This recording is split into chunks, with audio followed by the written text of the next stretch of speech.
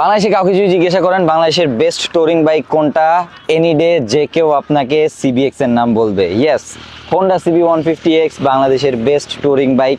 এটা যেমন সত্য কথা, তেমন একটা সত্য কথা হচ্ছে হোন্ডা এই বাইকটাকে আরো একটু বেটার বানাইতে পারতো as a touring bike. Hello everyone, welcome to bike lover bachelor. আজকে আমার সাথে আছে হোন্ডা CB150X অ্যান্ড আমি আজকে আপনাদেরকে বলবো আপনারা যদি একটা CB150X এখন কিনতে চান তাহলে কেমন হবে।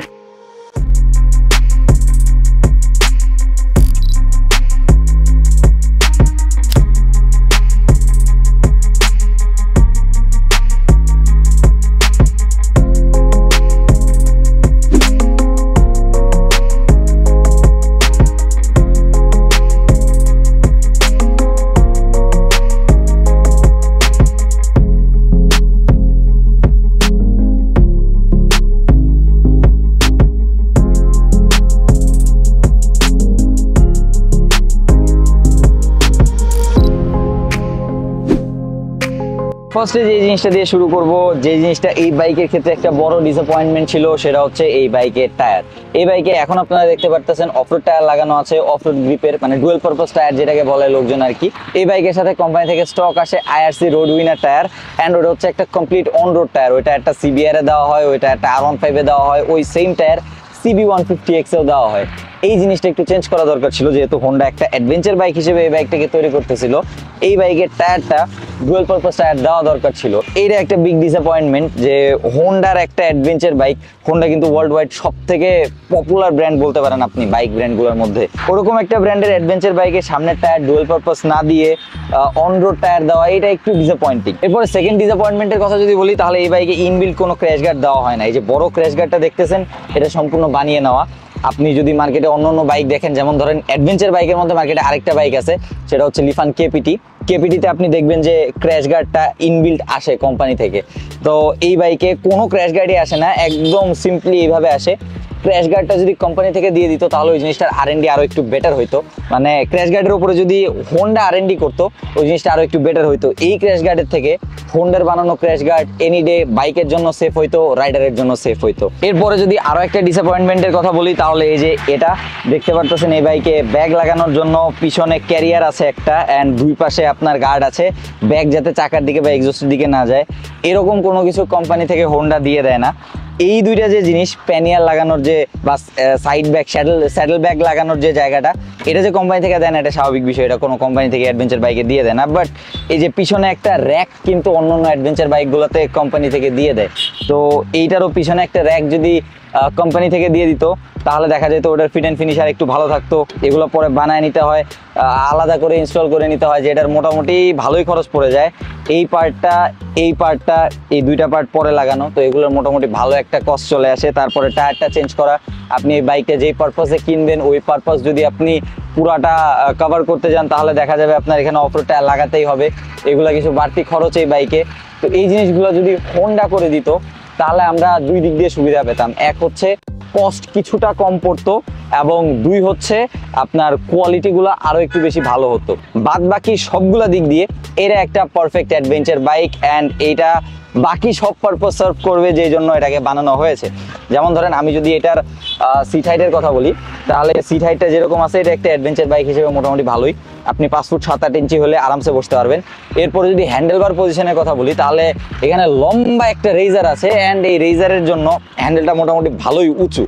তারপরে এখানে একটা ভাইজার দেওয়া আছে, ভাইজারটা আরেকটু বড় হলে যদিও ভালো হইতো। তারপরে সামনে ইউএসডি সাসপেনশনের যে প্লেটা, ইউএসডি সাসপেনশনের প্লেও খুবই ভালো, ট্রাভেল খুবই ভালো। এরপরে পিছনে মনোশক সাসপেনশন, এটারও প্লে খুবই ভালো। ইঞ্জিনটা খুবই ভালো, CBR এর ইঞ্জিন, CBR 150 ইঞ্জিন, খুবই পাওয়ারফুল একটা ইঞ্জিন 150cc বাইক হিসেবে। তো এই দিক দিয়ে, এই সব দিক দিয়েই ঠিক আছে বাইকটা। আরেকটা ছোট্ট ডিসঅ্যাপয়েন্টমেন্ট আছে, সেটা হচ্ছে বাইকটাতে হোন্ডা ইঞ্জিন কিল সুইচ দেয় না, যে জিনিসটা দেওয়া দরকার ছিল। বাদ বাকি এই বাইকটার রাইড কোয়ালিটি সম্পর্কে এবং এই বাইকটার ক্যাপাবিলিটি সম্পর্কে চলুন বাইকটা চালাতে কথা বলি। এই বাইকে আরো কিছু ছোটখাটো জিনিস আছে যেগুলোকে ধরেন আপনার ব্যাড সাইড বলা যায়, বাট অ্যাটলিস্ট ওই জিনিসগুলো ডিসঅ্যাপয়েন্ট করে নাই এতটুকু, ওই জিনিসগুলো মেনে নেওয়ার মতো। যেমন ধরেন হোন্ডার বাইকে ইঞ্জিন কিল সুইচ নাই, এই জিনিসটা মেনে নেওয়ার মতো, এই জিনিসটা তেমন বড় ছোটো কিছু না। তারপরে হচ্ছে এই বাইকে ABS দেয় নাই, এইটাও মেনে নেওয়ার মতো, কারণ একটা অ্যাডভেঞ্চার বাইক যেটা দিয়ে আপনি অফ রোডিং করবেন, সেটাতে আপনার এবিএস নাই দিতে পারে। কিন্তু কথা হচ্ছে এবিএস দিল না, তাহলে অফ রোড টায়ার দিল না কেন লেগা? তাহলে অফ রোড টায়ারটা দিত অ্যাটলিস্ট। এবিএস এর থেকে অফ রোড টায়ারটা এই বাইকে বেশি দরকার ছিল, ডুয়েল পারপাস টায়ার যেটা ওইটা। বাট এগুলা বাদে বাকি জিনিসগুলা ভালোই দিছে। অ্যান্ড হোন্ডার ইঞ্জিনিয়ারিংয়ের জন্য এই বাইকটার স্টেবিলিটিও খুবই ভালো অ্যান্ড লং রাইডে চালায় খুবই মজা লাগে। আচ্ছা, এই বাইকটা নিয়ে একটা স্বপ্ন আমার সবসময়কারই ছিল, সেটা হচ্ছে এই বাইকটা আমি কখনো ভাঙাচোরা রাস্তায় চালাইতে পারি নাই। তো একটু ভাঙাচোরা রাস্তায় চালানোর জন্য আমি এখন যেটা করব, আমি এই দিকে যে ভাঙাচোরাগুলো আছে এই ভাঙাচোরার ভিতর দিয়ে বাইকটা ঢুকাই দিব। খালি বাইকটা নিয়ে না পড়লেই হইলো। ভাইজারটা খুলে নেই for a clear vision.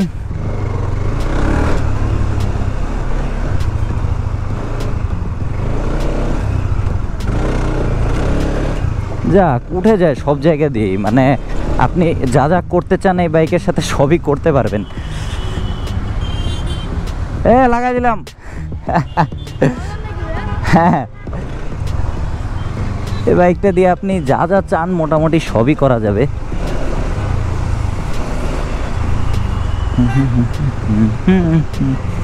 And হ্যান্ডেলটা অনেক বেশি উঁচা হওয়ার কারণে এই স্যাডলিংটাও খুব সুন্দরভাবে করা যায়।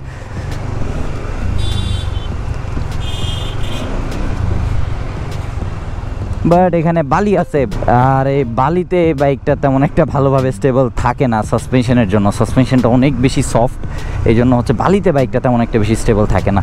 দেখি আরেকটু ওরকম ভালো ভাঙা জায়গা খুঁজে পাওয়া যায় কিনা। বালিতে হচ্ছে খালি এই বাইকটা নিয়ে সমস্যা, বালি ছাড়া আর কোনো জায়গাতে এই বাইকটা নিয়ে সমস্যা নাই। এখানে হালকা পাতলা আরেকটু জায়গা আছে, এই যে এদিক দিয়ে যদি ঢুকি, এটা একটু উঁচা। এখানে মাঠের দাগ, এটা আপনি যেদিক দিয়ে ঢুকাই দিবেন ওই দিক দিয়েই চলে যাবে। বাট এখানে মাঝে মধ্যে জায়গাগুলো একটু বেশি উঁচা উঁচা। এটা যদি সাইড থেকে একটা ভিডিও করা যেত তাহলে দেখা যেত যে পুরোপুরি ভিউটা কেমন আসতেছে, মানে সাসপেনশনগুলো কীরকম ট্রাভেল দিচ্ছে। এদিকে আরেকটু সোজা গেলে আরেকটু পাওয়া যেত। বাট আমার যেটুকু দেখার সেটুকু দেখা হয়ে গেছে, যে উঁচা নিচের মধ্যে এটা কীরকম স্টেবল থাকে। আমি আজ পর্যন্ত এই জিনিসটাই দেখতে পারছিলাম না, কারণ কোনো দিন আমি এটা অফ রোডে চালাই নাই। তো উঁচা নিচার মধ্যে ঝাঁকির মধ্যে খুব ভালো স্টেবল থাকে, খালি বালুর মধ্যে এই বাইকটা স্টেবল থাকে না। বালির মধ্যে এই বাইকটা নিয়ে অনেকজনকে আমি পড়তে দেখছি। এখন চলুন আপনাদেরকে বলি যে এই বাইকটা এই 2025 সালে এসে কেনা কেমন হবে।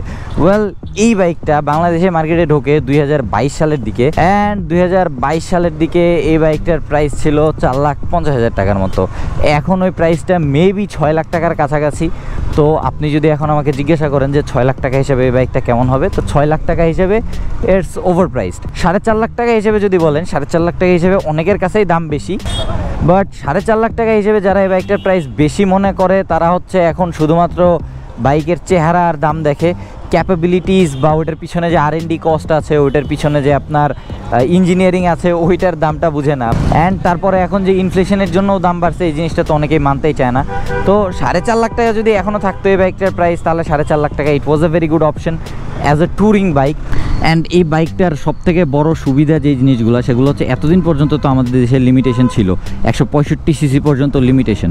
তো এই লিমিটেশনের মধ্যে যে প্যারাগুলো আমাদের খাওয়া লাগতো, সেগুলো হচ্ছে আপনি যদি স্পোর্টস বাইক নিয়ে ট্যুর করতে চান, তাহলে আপনার মাজা ব্যথা, কোমর ব্যথা, হাতের কবজি ব্যথা, তালু ব্যথা, এই সব ব্যথার চোটে বাঁচা যাইতো না। আর আপনি যদি কমিউটার বাইক নিয়ে ট্যুর করতে চান, তাহলে অনেকের কাছে পাওয়ার কম মনে হয়, অনেকের কাছে আবার এয়ার কুলড ইঞ্জিন দিয়ে ট্যুর করা রিলায়েবল মনে হয় না। যদিও বাংলাদেশের এই মাথা থেকে এই মাথা, মানে তেঁতুলিয়া থেকে টেকনাফ পুরোটাও যদি ধরেন, তাও 950 কিলো, যেটা একটা এয়ার কুলড বাইক দিয়ে আরামসে কভার করা পসিবল। তো ওই সব কিছু যদি চিন্তা করেন, তাহলে এতদিন পর্যন্ত বাংলাদেশের মার্কেটে CB150X ছিল বেস্ট টুরিং বাইক, রিলায়েবল, তারপরে পাওয়ার আছে, CBR এর ইঞ্জিন, সাসপেনশন ফিডব্যাক খুবই ভালো, তার পাশাপাশি সিটিং কমফোর্ট খুবই ভালো, হ্যান্ডেল পজিশন প্রচুর আপরাইট, অ্যান্ড আপনার হচ্ছে সিটটা দুইজন বসার জন্য পর্যাপ্ত পরিমাণে কমফোর্টেবল। এরকম অপশন মার্কেটে আরও একটা আছে, অনেক আগে থেকে আছে, সেটা হচ্ছে KPT। বাট KPT থেকে এই বাইকটা রিলায়েবল বেশি। তো ওই রিলায়েবিলিটির দিক থেকে এইটা হচ্ছে মানুষের পছন্দের তালিকায় ছিল। আর 4.5 লাখ টাকা যদি বলি, 4.5 লাখ টাকা হিসেবে আমি তো বললাম যে এই বাইকটা খুবই ভালো ছিল। বাট এখন হয়েছে কি, এখন একটা দুইটা ইম্পোর্টার ছাড়া CBX আর কেউ আনতেছে না। তো এই জন্য CBX এর প্রাইসটা একদম অবিশ্বাস্যভাবে বাড়ছে। CBX এর প্রাইসের মধ্যে যে বিষয়টা হয়েছে, সেটা হচ্ছে এখন মনে হয় 6 লাখ টাকার কাছাকাছি চলে গেছে। এটার সবথেকে বড় রিজন যেটা, সেটা হচ্ছে মার্কেটে এই বাইকটার সাপ্লাই কম, ডিমান্ড বেশি। তো তো এই সাপ্লাই কম ডিমান্ড বেশি হওয়ার কারণে প্রাইস বাইরে গেছে। CBX এর কাস্টমারও কম বাংলাদেশে। মানে আপনি যদি বলেন যে কে কে কিনবে হাত তুলবে অনেকেই, বাট অ্যাকচুয়ালি যখন কিনতে যাবে তখন বলবে না এই টাকা দিয়ে তো R15 কিনে নিয়ে যাওয়া যায়। বাংলাদেশে মানুষ এখনও পারপাস চিন্তা করে বাইক কিনে না। তো যে পরিমাণে কাস্টমার এই বাইকটার ছিল ওই পরিমাণে সাপ্লাই বাইকটার ছিল, বাট ওই যে একটা দুইটা দোকানে ছিল তো CBX-টা, তো এই জন্য মার্কেটে এটার একটা কৃত্রিম চাহিদা তৈরি করে রাখা হয়েছিল যে CBX কিন্তু মার্কেটে নাই, এই একটা দুইটা এরপরে নাও থাকতে পারে। ইভেন এখনও এই বিষয়টা চলতেছে যে CBX কিন্তু মার্কেটে খুবই কম, তো যদি কিনতে চান তাহলে এখনই কিনে ফেলেন, না হলে কিন্তু পরে আর পাবেন না, এই বিষয়টা এখনও চলে। তো এই জন্য হচ্ছে CBX এর প্রাইসটা অনেক পরিমাণে বেড়ে গেছে। বাট 4.5 লাখ টাকা যখন ছিল তখন এটা খুবই ভালো একটা অপশন ছিল। এরকম মোটামুটি আপনি যদি প্রপার অ্যাডভেঞ্চার লোড করতে যান এই বাইকটাকে তাহলে 50,000 টাকার মতো খরচ আপনার করতে হইতো। তো সব মিলে আপনার 5 লাখ টাকা পড়তো। 5 লাখ টাকা it was the worth it deal.